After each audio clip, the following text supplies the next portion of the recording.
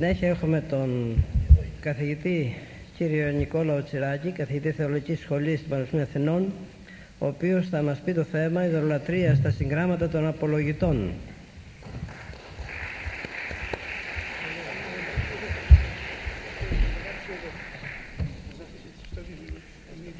Πανοσχελωριότατε Πρόεδρε, σεβαστοί πατέρες, αξιότιμοι κύριοι σύνεδροι. Είναι γνωστό ότι η ιστορική ζωή του χριστιανισμού είναι στενώς συνυφασμένη με την ιστορία των πηγών του. Σημαντικό τμήμα των πηγών του αρχαίγονου χριστιανισμού αποτελούν τα έργα των απολογητών και κατά κύριο λόγο οι απολογίες, παραλήπτες των οποίων υπήρξαν οι πολιτικοί και πολιτιακοί φορείς της τότε εποχής. Την ανάγκη της βαθύτερης μελέτης των απολογιών και ιδιαιτέρως της αναφοράς τους στη σχέση ελληνισμού, εθνισμού και χριστιανισμού δεν την επιβάλλει μόνο το γεγονός ότι οι απολογητές υπήρξαν πρώτης εισόδου στον χριστιανισμό, φιλόσοφοι ή φιλοσοφούντες, επομένως και ειδωλολάτρες, την επιβάλλει και η εποχή μας, κατά την οποία η ελληνοορθόδοξη αυτοσυνειδησία καλείται να επιβεβαιώσει ή να διαψεύσει τη γνησιότητα και την αυθεντικότητά της.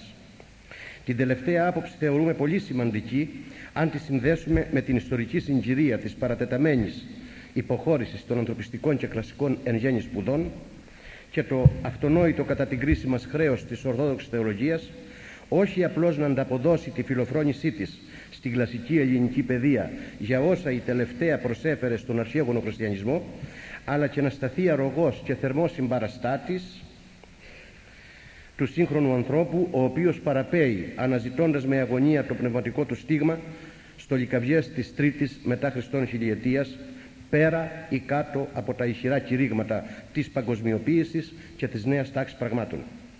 Η εμφάνιση των απολογητών σε μια καθοριστική στιγμή για τη ζωή και το έργο της Εκκλησίας δεν μπορεί παρά να θεωρηθεί από το μελετητή του έργου της Εκκλησίας ως ενέργεια της Θείας Προνοίας. Η με κατάλληλο γλωσσικό ένδυμα και ανάλογα επιχειρήματα, παρουσίαση και εν ταυτό υπεράσπιση της εξαποκαλύψεως χριστιανικής αλήθειας ενώπιον των επισήμων, πολιτιακών και κρατικών αρχών, των πεπαιδευμένων τάξεων και των άλλων ποικίλων ομάδων της κοινωνίας του ελληνορωμαϊκού κράτους δεν ήταν δυνατό φυσικά να αναλυφθεί από απλά μέλη της χριστιανικής κοινότητας, τα οποία βίωναν το περιεχόμενο της Θείας Αποκαλύψεως εν αγαλιάση και αφελότητη καρδίας, ενούντες των Θεών και έχοντες χάριν προς όλων των λαών σύμφωνα με τη σχετική διήγηση των πράξεων των Αποστόλων. Τούτο το βαρύ καθήκον ανέλαβαν οι απολογητές, οι οποίοι ως προς το θεολογικό περιεχόμενο των απολογιών τους στηρίχθηκαν στις πηγές της χριστιανικής αποκάλυψης, Παλαιά και Καινή Διαθήκη, ενώ ως προς τη μορφή χρησιμοποίησαν ορολογία και διατύπωση που προέρχονταν από την ελληνική σκέψη και γραμματεία. Δηλαδή με τους απολογητές επραγματοποιείτο η ιστορική συνάντηση του πνευματικού περιβάλλοντος του κόσμου τούτου με τον χριστιανισμό. Από τη θετική ή αρνητική έκβαση της συνάντησης αυτής θα κρινόταν σε μεγάλο βαθμό η αποτελεσματική ή όχι συμμετοχή του ανθρώπου στο μυστήριο της εν Χριστώ αποκαλυφθής της Θείας Αλήθειας και κατά ακολουθίαν η σωτηρία του ανθρώπου. Θα κρινόταν επίσης και το αν ο χριστιανισμός θα αποδεχόταν ή θα απέρριπτε την ιστορία, η κάθαρση και ο αγιασμός της οποίας απαιτέλει των κατεξοχήν στόχων του εντοκόσμου προορισμού του, όπως ορθώς παρατηρεί ο Ανδρέας Θεοδόρου. Σήμερα δεν έχουμε δυσκολία να συμφωνήσουμε στο ότι η θεολογία των απολογητών επικροτήθηκε από την Εκκλησία και αποτέλεσε τη χρυσή εκείνη βάση πάνω στην οποία στηρίχθηκε η προσπάθεια αρμονικής συζεύξεως της ελληνικής φιλοσοφίας με το αποκεκαλυμμένο δόγμα του χριστιανισμού. Οι κύριοι λόγοι οι οποίοι ορίζουν και δικαιώνουν το περιεχόμενο των απολογιών είναι κατά την κρίση μας τρεις.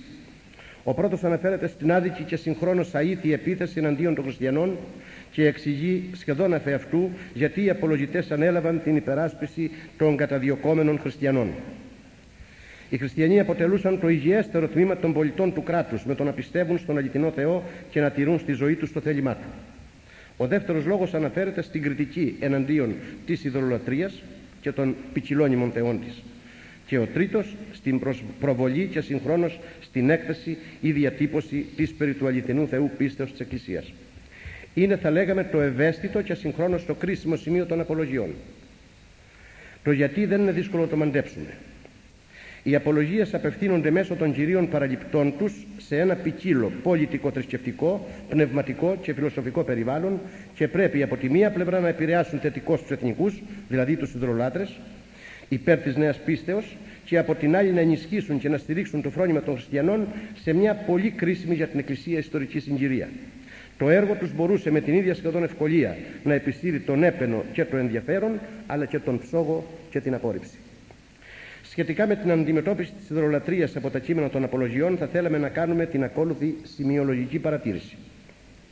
Αν ο συγκαταρρυθμούμενος μεταξύ των αρχαιότερων χριστιανών απολογητών Κορδάτος ήταν Αθηναίος και μάλιστα επίσκοπος Αθηνών, ή αν επέδωσε στον αυτοκράτορα Αδριανό την απολογία του στην Αθήνα, τότε συμφωνούμε με την άποψη του αείμνηστου Παναγιώτη Χρήστου, σύμφωνα με την οποία η χριστιανική απολογητική έχει την κοιτίδα της στην πόλη των Αθηνών και παρέμεινε συνδεδεμένη με ταυτής κατά τον ένα ή τον άλλον τρόπον επί πολλήν χρόνων.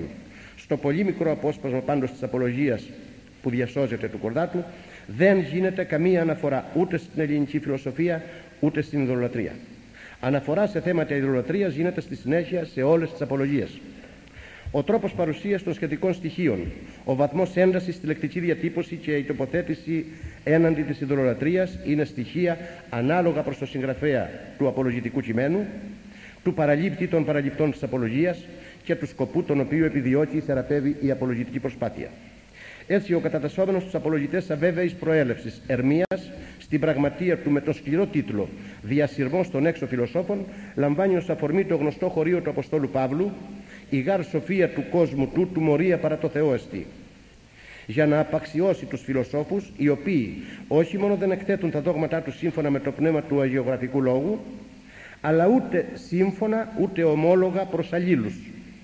Τούτο διαπιστώνεται από την αλλοπρόσαλη θέση που οι φιλόσοφοι λαμβάνουν στο θέμα της ψυχής και εκείνο της μετεμψύχωσης. Η σχετική διδασκαλία τους οδηγεί σε τερατίαν ή άνοιαν ή μανίαν ή στάσιν ή ομού πάντα, αφού με βάση όσα λέγονται για τη μετεμψύχωση ο άνθρωπος μπορεί να δει τον εαυτό του να μεταβάλλεται σε όλα τα θηρία: χερσαία, ένυδρα, πτηνά, πολύμορφα, άγρια, τυθασά, άφωνα, έφωνα, άλογα, λογικά κλπ.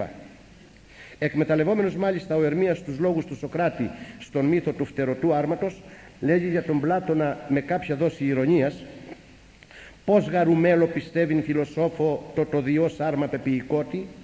Ο Ερμίας θεωρεί δηλαδή ότι όχι μόνο το άρμα του Δία είναι είδωλο, αλλά και ο Θεός που το οδηγεί, ο Ζεύς. Ο απολογητής Αριστίδης έχει γράψει την αρχαιότερη σωζόμενη απολογία. Τον αληθινό Θεό αρνούνται κατά αυτόν όσοι ανήκουν στο πρώτο από τα τρία γέννη των ανθρώπων, δηλαδή στους ιδωλολάτρες, εν αντιθέσει προς τα άλλα δύο γέννη, τους Εβραίους και τους Χριστιανούς. Τους ιδωλολάτρες διαιρεί επίσης σε τρία γέννη: τους Χαλδαίους, τους Έλληνες και τους Αιγυπτίους. Οι Χαλδαίοι απόγονοι του Βέελ, δηλαδή του Κρόνου και της Ρέας, επλανήθησαν και ήρξαν το σέβεστε την κτήσιν παρά τον κτήσαντα αυτούς. Σέβονται γάρ τα φθαρτά στοιχεία και νεκρά αγάλματα και ούκ αισθάνουνε ταύτα θεοποιούμενοι. Όσον αφορά την τοποθέτηση του Αριστίδη έναν των Ελλήνων, αυτή είναι αρνητική αν τη συνδυάσουμε με τους ιδωλολατρικούς θεούς τους οποίους πιστεύουν. Παρότι λοιπόν οι Έλληνες λέγουν ότι είναι σοφοί και ο Αριστίδης δεν φαίνεται να το αρνείται, παρά ταύτα σημειώνει ότι εμοράνθησαν παρισάγοντες θεούς πολλούς μοιχούς και φωνής, οργύλους και πατροκτόνους και αδελφοκτόνους και μιενωμένους και εις ζώα μεταμορφουμένους ή να μοιχευτούν μετά του γένους θνητών γυναικών. Όθεν μωρά και ασεβή παρισήγαγον οι Έλληνες ρήματα, τους θειού τους μη όντας προσαγορεύοντες θεούς κατά τας επιθυμίας αυτών τας πονηράς. Ήγαροι θεοί αυτών ταύτα επίησαν, πως και αυτοί οι προσέχοντες αυτοίς άνθρωποι ούτε αυτά πράξουσιν. Κλείνοντας τον κατάλογο των ιδωλατρικών θεών των Ελλήνων, ο Αριστίδης επιχειρεί αξιολόγησή τους, η οποία δεν ξεπερνά το πλαίσιο μιας ηθικής αποτίμησης. Κατά την κρίσιμα συστάση αυτή είναι η μόνη δυνατή για την αντιμετώπιση της υπάρχουσας κατάστασης κατά τη συγκεκριμένη εποχή. Η προσπάθεια δηλαδή να αποδείξει κανείς το σαθρό ηθικό υπόβαθρο της όποιας ιδωλολατρικής θρησκείας, χωρίς να στηρίζεται σε λόγους εμπάθειας ή μονομέρειας, θρησκευτικού φανατισμού ή αποκλεισμού, είναι δυνατό να ευδοκιμήσει αν έχει ως αφετηρία και σημείο εκκίνησης την αλήθεια, και στην περίπτωση βεβαίως που ο κριτής είναι χριστιανός, αν μόνο και αποκλειστικό κίνητρό του είναι η πραγματική σωτηρία του ανθρώπου ως εικόνας του Θεού.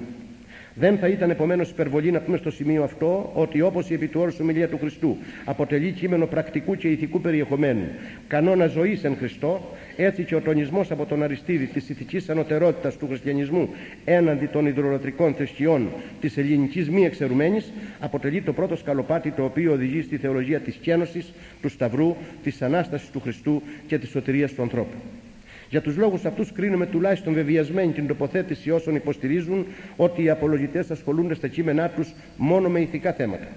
Από την άλλη πλευρά έχει νομίζω ιδιαίτερη σημασία να αναφέρουμε ότι ο Αριστίδης δεν επιδιώκει να επιβαρύνει τη θέση των Ελλήνων λογίων και σοφών, οι οποίοι δεν σκέφτηκαν και τούτο. Ότι κρίνονται επί τη βάση των νόμων τους οποίους οι ίδιοι θέσπισαν.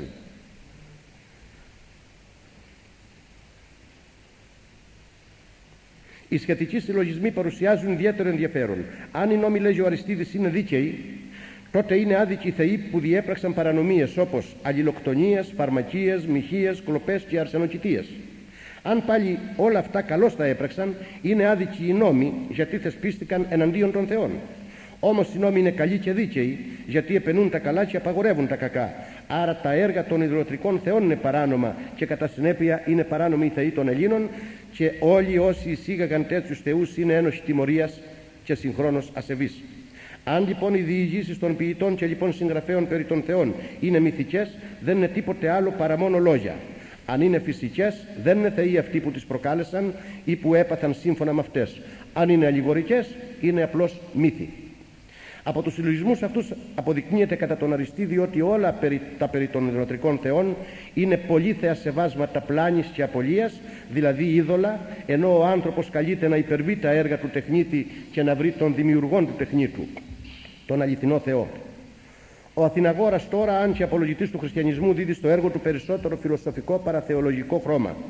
Είναι χαρακτηριστικό ότι δεν αναφέρεται ούτε μία φορά στην απολογία του το όνομα Χριστός. Η διευκρίνηση ότι ο Αθηναγόρας παραμέρισε τη βιβλική θεμελίωση, διότι επιθυμούσε να δείξει την ορθότητα της πίστεώς του με επιχειρήματα που δεν αμφισβητούσαν οι κατήγοροι της Εκκλησίας, δηλαδή οι ειδωλολάτρες, είναι και κατά την άποψή μας ορθή. Τα επιχειρήματά του Αθηναγόρας τα εκθέτει με νηφαλιότητα, ευγένεια και αξιοπρέπεια, πεπισμένος για την αποτελεσματικότητα του φιλικού και σεμνού λόγου, με τον οποίο πιστεύει ότι μπορεί να επιτύχει περισσότερα από όσα αν χρησιμοποιεί αμιγώς καταδικαστικό και καταιγιστικό λόγο. Σε αυτό συνηγορεί και το γεγονός ότι ο φιλόσοφος ο ίδιος απευθύνεται σε φιλοσόφους, όπως ονομάζει τους παραλήπτες της απολογίας του, της πρεσβείας. Ζητεί λοιπόν να έχουν και οι χριστιανοί το δικαίωμα να ασκούν τα θρησκευτικά τους καθήκοντα, όπως τα ασκούν και οι μη χριστιανοί, δηλαδή οι ειδωλολάτρες, Τρόες, Λακεδαιμόνιοι, Αθηναίοι, αλλά και οι Αιγύπτιοι, οι οποίοι θεωρούν θεούς τους Ελούρους και Κροκοδίλους και Όφης και Ασπίδας και Κίνας. Επίρρωση των όσων αναφέρει ο Αθηναγόρας για την άρση της κατηγορίας περί αθείας των χριστιανών, θεωρούμε την προσπάθειά του να αποδείξει ότι και οι ποιητές και φιλόσοφοι ουκ έδοξαν άθεοι, επιστήσαντες περί Θεού. Περί του ενός Θεού μιλούν παραδείγματος χάρη οι ανήκοντες στη σχολή του Πυθαγόρα, Φιλόλαος, Λύσης και Όψιμος. Αλλά και ο Πλάτων όταν λέγει τον δε ποιητήν και πατέρα τούδε του παντός ευρύν έργων και ευρώντα εις πάντας αδύνατον λέγειν, ένα αγέννητον και αίδιον νοών θεών. Ο Πλάτων δεν θα παρέδεται ανωτέρω αν γνώριζε και άλλους θεούς, όπως τον ήλιο, τη σελήνη, τους αστέρες κλπ. Τα ίδια ισχύουν και για τον Αριστοτέλη και όσοι τον ακολουθούν. Ό,τι διαφοροποιεί τους ποιητές και τους φιλοσόφους από τους χριστιανούς είναι ότι οι πρώτοι δεν έμαθαν από τον Θεό περί Θεού, αλλά παρεαυτού έκαστος, ενώ οι χριστιανοί εκφράζουν την πίστη τους αληθείας, σημείης και λόγης. Η επισήμανση αυτή υποκρύπτει σαφή αναφορά στην καινοδιαθηκική παράδοση και όχι μόνο στους προφήτες της Παλαιάς Διαθήκης. Η προσπάθεια του Αθηναγόρα να βρίσκεται πλησιέστερα στους φιλοσόφους ώστε να μην εξοργήσει τις αρχές και η σκέψη του ότι απευθύνεται σε ειδωλολάτρες τους οποίους επιθυμεί να επηρεάσει υπέρ της νέας πίστεως με οικείως αυτούς λόγο και ανάλογα επιχειρήματα, τον οδηγούν να εμφανίσει το κείμενό του με τη μορφή που το έχουμε. Εντός αυτού του κλίματος αξιοποιεί τις μαρτυρίες των προφητών, οι οποίοι πνεύματι εν Θεό εκπεφωνήκαση και περί του Θεού και περί των του Θεού. Γι' αυτό, αν και προσπαθεί να αποδείξει το άτομο της διθεΐας και έτσι περισσότερο της πολυθεΐας, δηλαδή της ειδωλολατρίας, με όντως φιλότιμη λογική επιχειρηματολογία, χρησιμοποιεί το παράδειγμα του ανθρωπίνου σώματος, το οποίο και έτσι πολυμερές, πόδια, χέρια κλπ. Είναι ένα, ο ίδιος δεν ικανοποιείται από την επάρκεια της λογικής του απόδειξης. Ήμενουν τες τι αυτές ενίες απειρκούμεθα, ανθρώπινον αν της είναι τον καθημάς ενόμιζε λόγων. Γι' αυτό λέγει ότι εφωνέ των προφητών πιστούς είναι ημών τους λογισμούς, κατά το παράδειγμα του αυλού και του αυλητή. Αυλός είναι ο προφήτης, αυλητής είναι ο Θεός. Οι χριστιανοί διακρίνουν σαφώς την ύλη από τον δημιουργό, όπως τον τεχνίτη από την τέχνη του, και βεβαίως κάτι βεβαίως το οποίο δεν μπορούν να κάνουν οι ιδωλολάτρες. Προκειμένου μάλιστα να βοηθήσει τους ιδωλολάτρες, ο Αθηναγόρας χρησιμοποιεί σχετικό χωρίο από τον Τίμαιο του Πλάτωνα, 28b. Το βασικό ερώτημα το οποίο θέτει ο Τίμαιος στο Σωκράτη είναι το εξής: τι είναι εκείνο που υπάρχει πάντα χωρίς να γεννάται ποτέ, και τι είναι εκείνο το οποίο γεννάται αλλά ποτέ δεν υπάρχει? Ο Τίμαιος δίνει την ακόλουθη ερμηνεία. Το πρώτο μέρος του ερωτήματος μπορεί να το αντιληφθεί κανείς με την νόηση, σκεπτόμενος λογικά. Νοήσει με τα λόγου περιληπτών. Γιατί το αγέννητο βρίσκεται πάντα στην ίδια κατάσταση, είναι αμετάβλητο. Το δεύτερο μέρος του ερωτήματος το προσεγγίζει κανείς με τη γνώμη, σε συνεργασία με την αίσθηση, η οποία όμως δεν λειτουργεί λογικά. Δόξη μετεστήσεως αλόγου δοξαστών. Ο Αθηναγόρας τονίζει στους ιδωλολάτρες διώκτες των χριστιανών ότι ως βαθείς γνώστες της κλασικής ελληνικής παιδείας και μυθολογίας, όπως είναι και ο ίδιος, γνωρίζουν ότι τα γέννη και τα ονόματα των θεών είναι νεότερα, αφού οι εικόνες τους, δηλαδή τα αγάλματά τους, χθες και πρώην γεγόναση. Τα ονόματα των θεών τα έδωσαν οι Ορφεύς, Όμηρος και Ησίωδος, όπως επιβεβαιώνει και ο Ηρόδοτος. Τότε βεβαίως δεν υπήρχαν εικόνες, γιατί δεν είχαν εφευρεθεί ακόμη οι τέχνες της πλαστικής, της γραφικής και της ανδριαντοποιητικής. Το συμπέρασμα του απολογητή είναι ότι οι θεοί των αρχαίων Ελλήνων είναι νεότεροι των δημιουργών τους, αφού όλοι γεννήθηκαν από ανθρώπους και από την τέχνη. Όλα επομένως τα δημιουργήματα της τέχνης που αφορούν σε θεούς είναι γη και λίθη και ύλη και περίεργος τέχνη.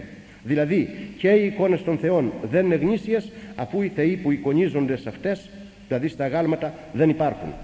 Ο Αθηναγόρας δεν αποφεύγει να θίξει και τον λόγο για τον οποίο οι ιδωλολάτρες πιστεύουν ότι οι εικόνες, δηλαδή τα αγάλματα, κάνουν θαύματα.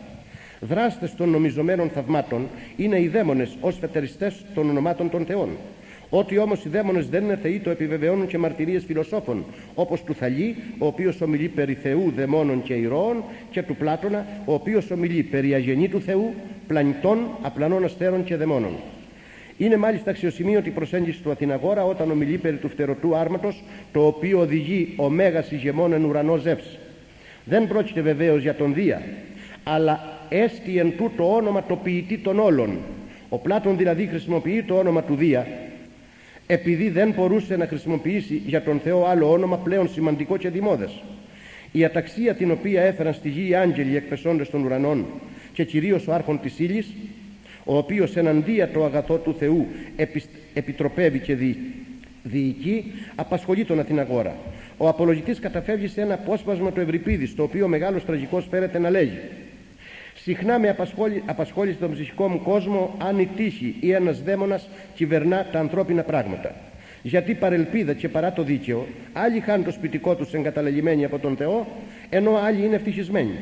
Κατά τον Αθηναγόρα, ο Ευρυπίδης βρέθηκε σε αφασία όσον αφορά το ερώτημα σε ποιον ανήκει η διοίκηση των πραγμάτων πάνω στη γη.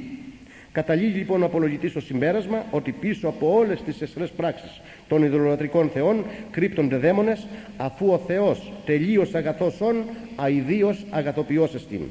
Τη βαρύτατη κατηγορία εναντίον των χριστιανών για ανθρωποθυσίες και ανθρωποβορία, δηλαδή κανιβαλισμό, αρνείται ο Αθηναγόρας με ένα ερώτημα το οποίο διαφοροποιεί ως προς την ανθρωποκτονία των πραγματικών χριστιανών από τον ειδωλολάτρη. Τι σαν ανάστασιν πεπιστευκός επισώμασιν αναστησωμένης εαυτόν παράσχει τάφων?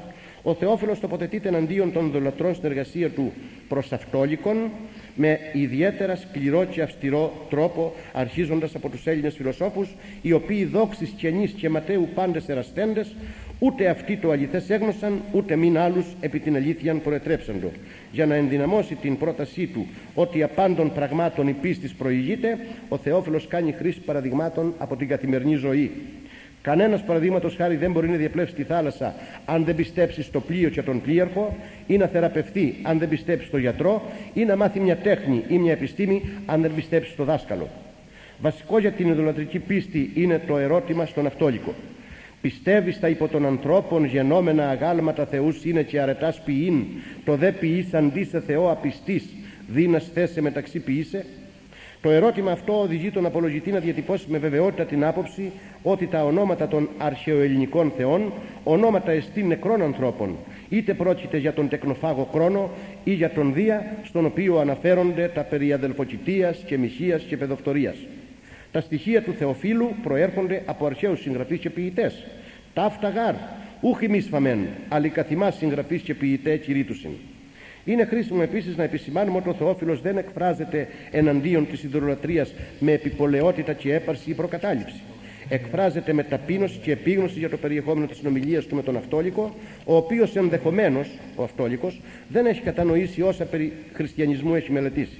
Ένα σημείο λοιπόν το οποίο θεωρεί γελίο ο Θεόφιλος είναι ότι οι λιθοξόοι, οι γλύπτες, οι ζωγράφοι και οι χωνευτές μετάλλων κατασκευάζουν θεούς τους οποίους πρώτοι κατασκευαστές τους απορρίπτουν. Ουδέν αυτούς ηγούνται. Περαιτέρω, αν οι θεοί εγένων και γεννώντος το παρελθόν και τώρα σταμάτησαν, αυτό θα δήλωνε αδυναμία των θεών, γιατί θα σήμαινε ή ότι έφτασαν σε βαθύ γύρας και ευλόγως δεν γεννούν, ή ότι πέθαναν και επομένως δεν υπάρχουν πια. Αν επίσης οι θεοί ήσαν γεννητοί, έπρεπε μέχρι και σήμερα να γεννώνται όπως ακριβώς και οι άνθρωποι, και μάλιστα θα έπρεπε να είναι περισσότεροι από τους συνηθούς ανθρώπους. Το ερώτημα λοιπόν που θέτει ο Θεόφιλος είναι πώς συμβαίνει οι γεννόμενοι και θνητοί άνθρωποι να γεμίζουν πόλεις και ολόκληρες χώρες, ενώ κατά τους ποιητές γεννητοί πλην όμως αθάνατοι θεοί να μην υπάρχουν πουθενά, αφού και αυτός ακόμη ο Όλυμπος τότε μεν υποθεών κατοκείτο, νηνή δε έρημος την χάνει.